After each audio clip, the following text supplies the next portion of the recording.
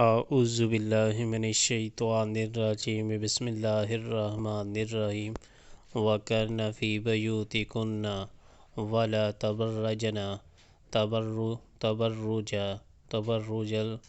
تَبَرُّجَ الْجَاهِلِيَّةِ الْأُولَىٰ وَأَقِمْنَ الصَّلَاةَ وَآتِينَ الزَّكَاةَ وَأَطِعْنَ اللَّهَ وَرَسُولَهُ إِنَّمَا يُرِيدُ اللَّهُ لِيُذْهِبَ عَنكُمُ الرِّجْسَ أَهْلَ الْبَيْتِ وَيُطَہِّرَكُمْ تَطْہِیرًا۔